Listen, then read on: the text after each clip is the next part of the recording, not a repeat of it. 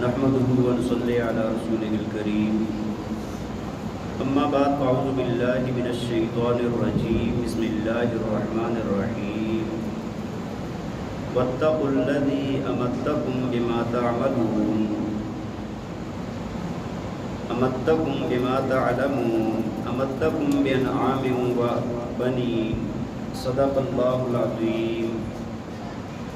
توجہ فرمائیں، سورہ شعراء آیت نمبر 132۔ اللہ رب ذوالجلال فرماتے ہیں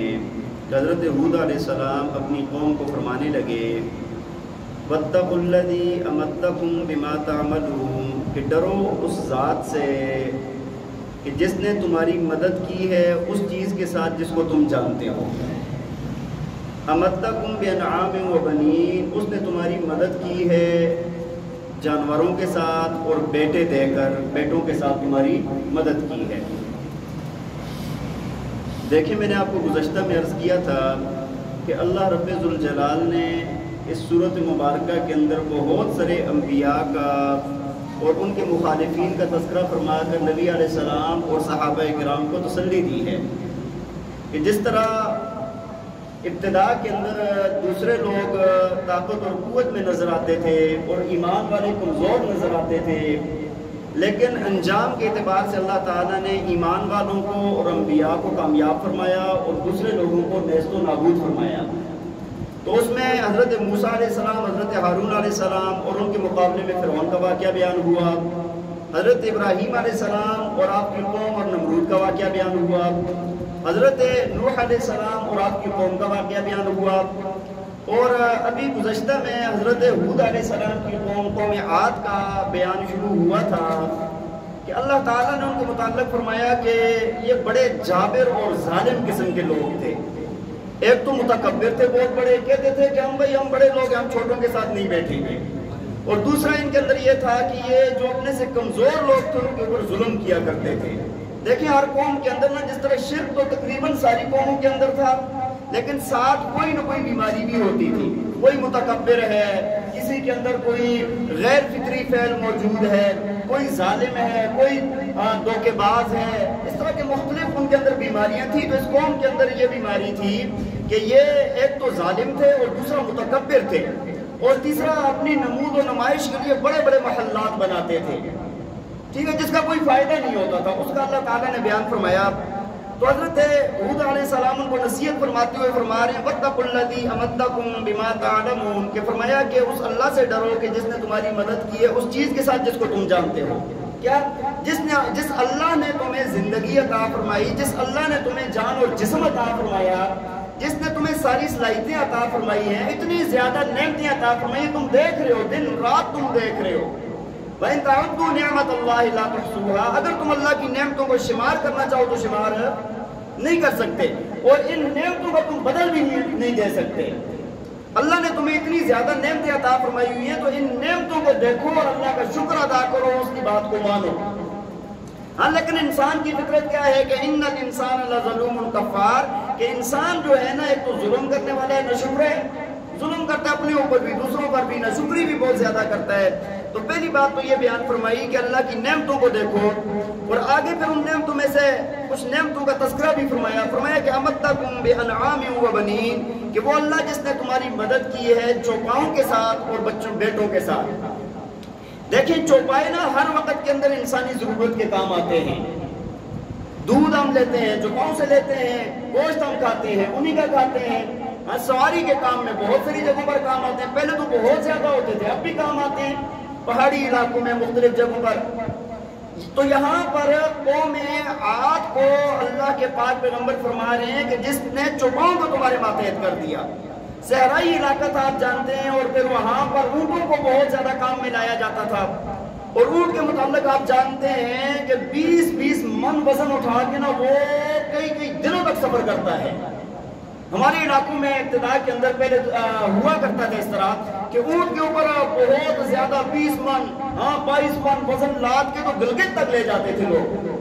ادھر سے اتنے دور دراز تک 12-15 دن کا سفر کر کے۔ ابھی تو بڑا آسان ہو گیا، ہوائی جہاز کے ذریعے سے بھی جا رہے ہیں، ویسے بھی جو ہے نا گاڑیوں کے ذریعے سے بھی وہ ہو جاتا ہے، لیکن اونٹ اللہ نے ان کو وہاں پر عطا فرمایا تھا، اور اللہ نے فرمانبردار کیسا بنایا ہے اس کو،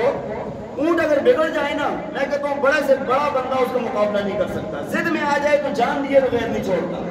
لیکن اطاعت اور فرمانبرداری اللہ نے کیسی دی ہے کہ ایک چھوٹا سا بچہ اگر ایک اونٹ کو پکڑ کے چلے گا نا، پیچھے 100 اونٹ چل رہے ہوں گے، یہ اللہ تعالیٰ نے ہم کا دعا کرتے نا، سبحان الذی سخر لنا ھذا وما كنا له مقرنین، ہم پاک ہے اس اللہ کی ذات جس نے ہمارے لیے اس کو مسخر کر دیا، ورنہ ہمارے اندر یہ طاقت نہیں تھی کہ ہم ان کو اپنے لیے مسخر کرتے یا ہمارے قابو میں یہ آ جاتے، تو یہ بھی اللہ کی بہت بڑی مہربانی ہے۔ آپ دیکھیں نا یہ بڑے بڑے جانور، بڑے بڑے طاقت والے جانور، لیکن ہمارے ماتے کہ اللہ تعالیٰ نے ہمارے ساتھ مانوس کیے ہوئے ہیں۔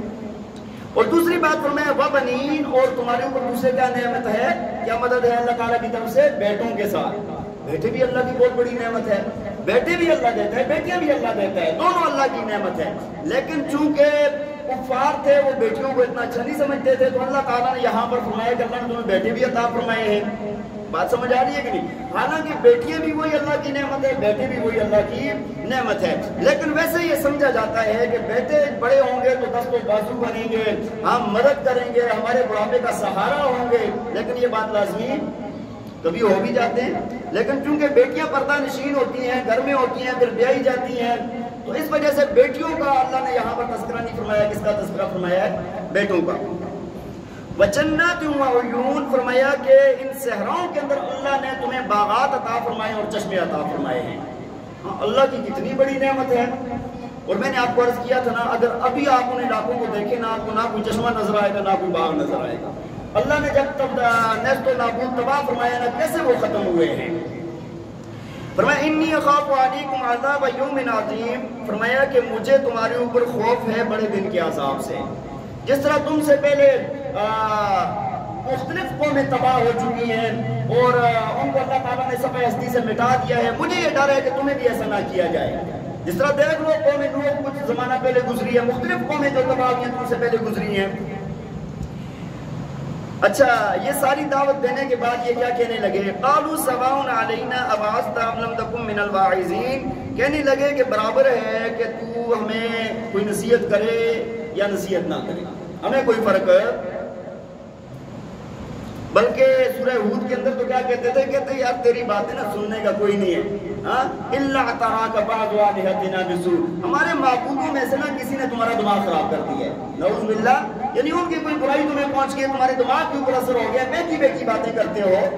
یہ تمام کفار کہتے تھے، بلکہ نبی علیہ السلام کو بھی کہا گیا ہے۔ اللہ، اور ایک جگہ پر اللہ تعالیٰ نے کیا فرمایا؟ ما بصاحبکم من جنہ، ہاں اللہ تعالیٰ نے پیچھے فرمایا کہ تم دو دو ہو کر، تین تین ہو کر، چار چار جمع ہو کر، یا اکیلے اکیلے سوچو ذرا، فکر کرو۔ فرمایا تمہارا یہ جو ساتھی محمد صلی اللہ علیہ وسلم ہے نا، ان کا دماغ، ان کو جنون نہیں ہے۔ اللہ تعالیٰ نے فرمایا تم ذرا سوچو تو صحیح نا، فکر تو کرو نا۔ بہرحال یہ کہا کہ اللہ کے نبی کو ان ھذا الا خلق الاولین، اور کہنے لگے نہیں ہے مگر یہ پہلے لوگوں کی بات، پہلے لوگ کس طرح باتیں کرتے تھے ہوا کچھ بھی نہیں ہے۔ وما نحن بمعذبین، اور کہنے لگے کہ ہم ایسے نہیں ہے کہ ہمیں عذاب دیا جائے۔ اللہ تعالیٰ فرماتے ہیں فکذبوہ، انہوں نے جھٹلا دیا، فاہلکناہم، ہم نے ان کو ہلاک کر دیا۔ ہاں انہوں نے جھٹلایا، اللہ کی نبی کی بات کو نہ مانا، اور بڑے قوت اور طاقت والے اور بڑے جری قسم کے لوگ تھے، بڑے لمبے قد باڈیوں والے لوگ تھے، لیکن اللہ تعالیٰ کی طرف سے عذاب جب آیا تو فرمایا سخر علیہم سبع لیال و ثمانیۃ ایام، فرمایا کہ ہم نے کیا کیا کہ 7 دن اور 7 راتیں اور 8 دن ہم نے ان کے اوپر ہوا کو چھوڑ دیا۔ فرمایا کہ پھر یہ ایسے ہو گئے کہ جس طرح کھجور کے تنے پڑے ہوئے ہوتے ہیں، صحرا کے اندر کوئی یوں پڑا ہے، کوئی یوں پڑا ہے، کوئی یوں پڑا ہے، سارے اللہ تعالیٰ نے سب کو ختم کر دیا۔ اور آگے فرمایا فَهَلْ تَرَىٰ لَهُم مِّن بَاقِيَةٍ، فرمایا کہ کیا ان میں سے کوئی باقی تمہیں نظر آتا ہے؟ یہ ایک بندہ بھی زندہ نظر آتا ہے؟ کوئی بھی زندہ نہیں، سب کو اللہ نے تباہ کیا۔ ان فی ذلک لآیہ، اللہ فرماتے ہیں اس واقعے کے اندر تمہارے لیے نشانی ہے کہ دیکھو تم بھی ٹھیک ہو جاؤ، اگر نہیں کرو گے تو جس طرح اللہ نے ان کو تباہ کر دیا، اللہ تمہیں بھی تباہ کرنے پر قادر ہے۔ وما کان اکثرهم مؤمنین، فرمایا کہ اکثر لوگ ایمان نہیں لاتے۔ وان ربک لہو العزیز الرحیم، اور فرمایا کہ بے شک تیرا رب زبردست ہے، قوت اور طاقت والا ہے، جس طرح قوم عاد کو ہلاک کر دیا اس طرح طاقت والا ہے، اور فرمایا کہ الرحیم اور مہربان بھی ہے، مہلت بھی بہت دیتا ہے، بہت زیادہ مہلت دیتا ہے۔